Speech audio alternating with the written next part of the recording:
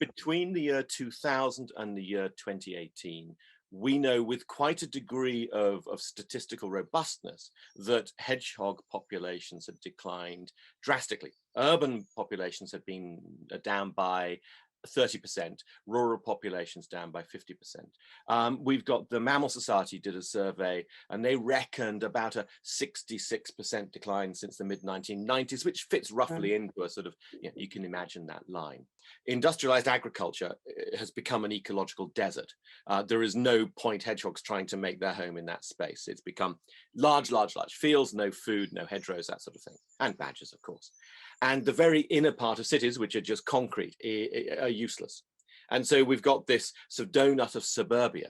We understand now with quite a degree of confidence what hedgehogs require for what's known as a viable population. There's a concept of minimum viable population. And it was Dr. Tom Morehouse at the University of Oxford who did the analysis for us. And he showed in suburbia, in the best possible habitats, you need a starting population of 32. And you need 90 hectares, nearly a square kilometre of unfragmented ground for them to be able to have a viable population. And this really, I think, is at the heart of what's happening in suburbia. I mean, where I am sitting now in my shed, I've got a park just there, which is fantastic, a really diverse park. It's surrounded by railings, which are wide enough to let hedgehogs into all the gardens. But the entire estate, which is behind me, 50 meters behind me, there is a canalized ditch. That's a complete obstacle. We've got the Iffley Road over there. We've got the Cowley Road over there. This is an island of about 21 hectares.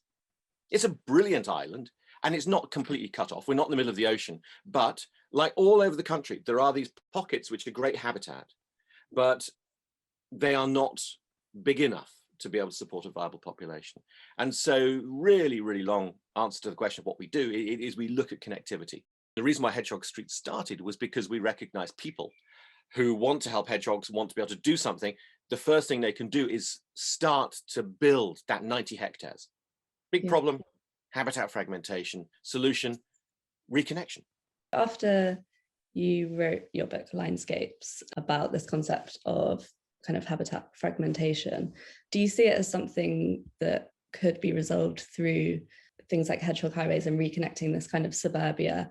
Or do you believe it's something that should also be focused on within kind of inner cities?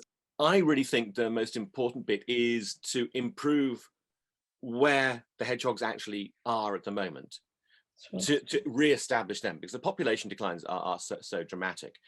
The top-down approach I think it does have its value, but actually it's much stronger if it starts here and then works up, rather than it being something dumped on you from overhead. So if you had the attention of everyone in the UK, what would you say to them as individuals about how they can contribute towards this issue for hedgehogs? For those of you fortunate enough to have access to gardens or to a green space, take a moment to think hedgehog. If you just learn a little bit about ecology, about the ecology of a hedgehog and what the hedgehog actually needs, the requirements a hedgehog's got, the need for a hedgehog to be able to move, they can travel 2 kilometers a night easily, the need for invertebrate foods, the need for water to drink, especially when we have occasional dry spells, the need not to be run over on roads. When you've got a grasp of what the hedgehog actually needs, and shelter, obviously, then look at your garden and the green spaces near you and go, well, does this meet those needs? And if it doesn't, let's start to change that. Let's start at building in the corridors, which will allow the hedgehogs to get from A to B so that they spend less time going out onto roads. Let's look at providing a bit of wild space, brambles, hedgehog boxes, anything like that for shelter, where the hedgehogs can actually curl up during the day undisturbed by dogs and things. Let's make sure there's water out for them. These are the sorts of things which we can do.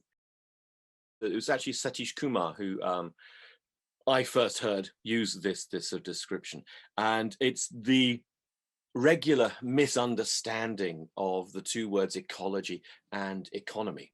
And there's this long-running thing that it is the economy which runs everything, and as he said, it is madness because ecology and economy, the words stem from the same Greek root, which is oikos, which means home, and the economy is the management of the home, and the ecology is the study and the understanding of your home. And if you're going to go managing stuff without understanding it, a healthy ecosystem is the foundation of everything. Yeah. You can have all the economy in the world, but if the ecosystem is failing, the economy is doomed.